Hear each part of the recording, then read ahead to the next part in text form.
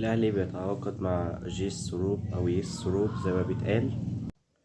وتم توجيه الشكر لكابتن عماد النحاس. هنتكلم الأول على كابتن عماد النحاس. يعني عمل معانا فترة، يعتبر يعني في ظل ما الفريق كان محتاج، يعني محتاج قومة وكده. مسك الفريق في فترة صعبة، مسك الفريق عمل بيه نتائج يعتبر كويسة. يعني انت بتتكلم في 5 ماتشات جايب منهم 13 نقطة، ما خسرش ولا ماتش.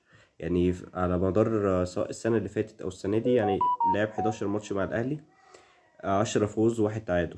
يعني انت بتتكلم في حاجات عملها كويسة. وقف الأهلي على رجله، حقق معاك يعني المرحلة دي، قدر يعدي بيك لبر الأمان. فنحب نوجه له الشكر ونتمنى له التوفيق بإذن الله في نادي الزوراء العراقي. كل التوفيق لكابتن عماد النحاس، راجل محترم ممكن قد المهمة. نتمنى برضو التوفيق لسروب ده إن شاء الله، يعني يبقى كويس. يعني هي من تصريحاته عامة، هو جاي عارف اللي هو النادي اللي هو جايه وفيه الضغوطات عاملة ازاي، عارف النادي جماهيره عايزة كل البطولات ازاي. فأتمنى يعني اللي هو يحقق معانا نجاحات، أتمنى يحقق معانا نجاحات وألقاب، وبإذن الله يعني يكون الأداء معاه كويس. ده أهم حاجة، الأداء قبل البطولات وقبل كل حاجة.